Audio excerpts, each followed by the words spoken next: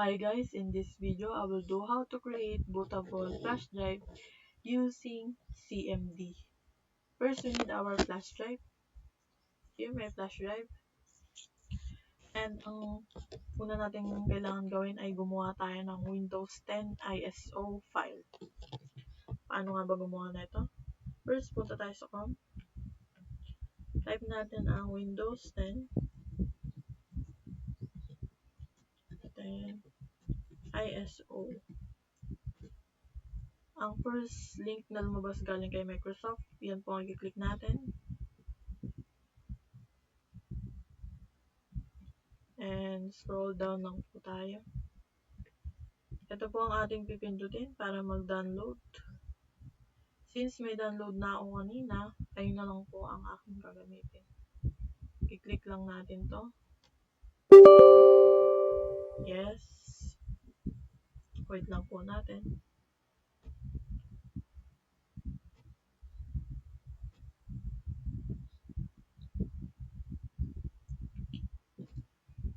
Wait lang po natin. Guys, nakadepende pala yung processing niya sa bilis ng wifi nyo. Medyo mahina kasi yung wifi ko. Wait lang po natin.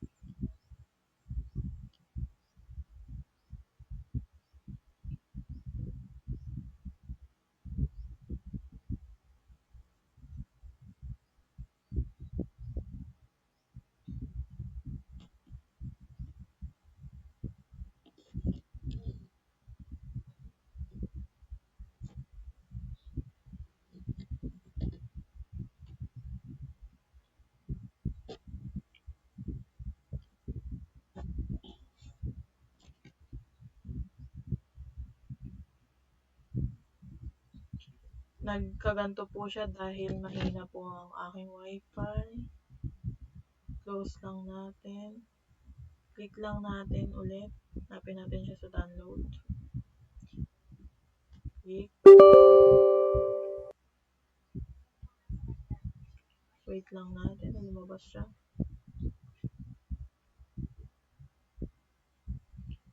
Mahina kasi ang aking wifi.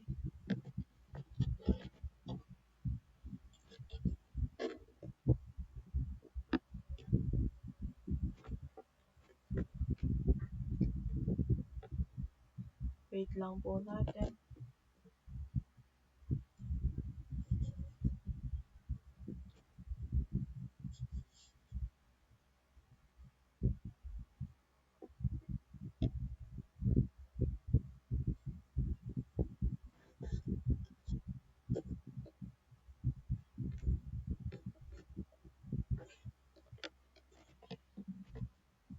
Ayan na, lumabas na siya. Ang gagawin natin is accept lang po natin yan. Wait lang po natin.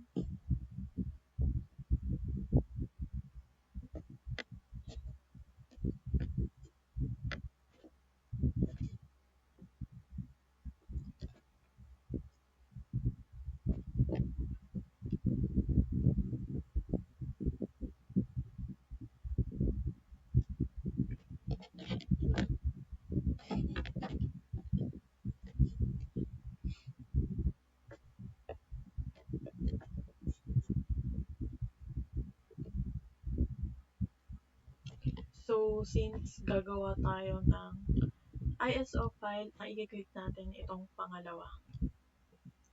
Next lang po natin. Uncheck lang po natin para mapalitan natin yan. Ang pipiliin ko po dito is 64-bit. Next. So, sabi ko nga kanina, gagawa tayo ng ISO file, kaya ISO file ang i-click natin.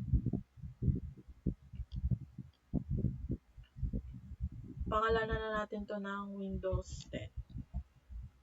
Kung anong gusto nyong name, pwede naman. Sa akin is Windows 10 para madali ko siyang mahanap.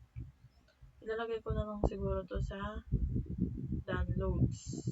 Ito na yung nagawa ko kanina. Save lang natin. Dahil may nagawa na ako kanina, i-replace ko lang ito. Ayan. Wait lang natin. So guys, matagal pala ang process na ito kapag mahina yung wifi nyo. Katulad ko, mahina yung wifi ko.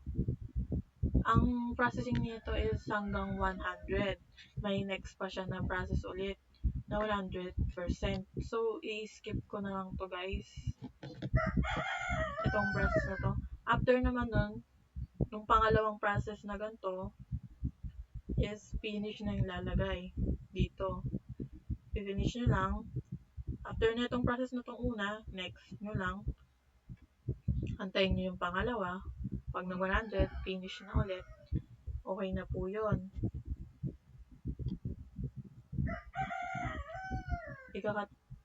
So, tapos na tayo gumawa ng Windows 10 ISO file. Check lang natin ang Windows 10 ISO file sa ating files. Nilagay ko siya sa downloads. So, ito na ang Windows 10 na ginawa natin kanina. Click lang natin. Itong laman niya, ang gagamitin natin mamaya para sa bootable flash drive. So, ang next naman, pupunta na tayo sa CMD. Type lang natin CMD. Ang meaning ng CMD ay command prompt. Right-click natin, run as administrator. Yes. Lakihan lang natin. Type natin this part. By the way guys, ilagay na po natin o i-insert ang flash drive natin sa ating laptop bago tayo mag-dispart. Dahil hindi po mariread yan kapag walang flash drive. Sunod is list this. So, ito po yung sinasabi ko kanina na hindi siya mariread kung walang flash drive. Etong disk 0, yan ang aking main memory sa aking laptop, 238 GB. At ang disk 1 naman, ito ang aking flash drive, 67 GB. Next naman yan is select this one. Enter. I-click na natin siya. By the way guys, kung ang mga flash drive nyo ay may mga laman na important file, videos, kailangan ay mabackup na natin ito bago tayo gumawa ng bootable flash drive. Dahil mabubura ang lahat ng ating file dahil ipo-format ito. Din lang natin. Next naman is create partition. Create partition.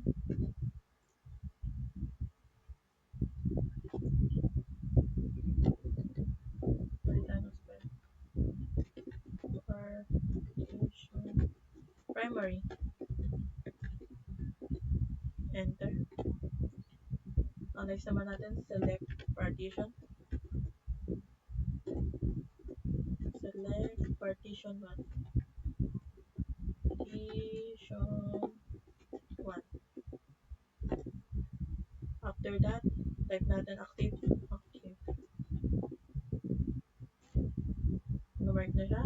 After that, dito na tayo magpo-format. Ito yung sinasabi ko, magpo-format ang ating flash drive. Format fs equal ntfs quick. Type natin yung quick para mas mabilis siya mag-process. Enter. So, diba, napakabilis na. Ang next naman is assign. Type natin yan. Enter. Success na siya.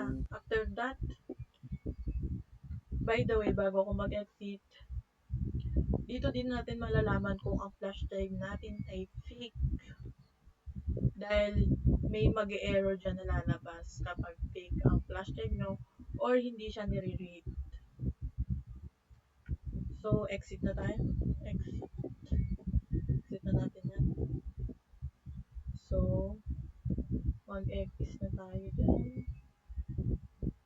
Tayo sa ating file. So, ito na yung ginawa natin. Click lang natin. Tingnan natin yung flash drive natin kung may laman. Wala siyang laman. Empty. Ito ang ilalagay natin dyan. Ika-copy lang natin to.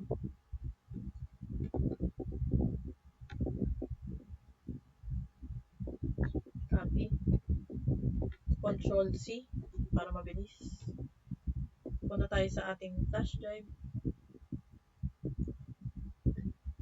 So, i-paste mo na yan dito. May processing yan hanggang matapos. Since may problema yung aking File Explorer, nagbaback siya kapag nag-release ako, hindi ko pa naayos, ayun na lang ang sasabihin ko. After naman mag-process, noon is tapos na. Bootable flash drive na siya. I-paste nyo lang dito yung galing dito na kinapit nyo. Lahat po yan ay ikakopy nyo. Sabay-sabay. And ipipaste nyo sa flash drive nyo. After that, ay tapos na po. Bootable flash drive na yan. Yun lang po. Thank you.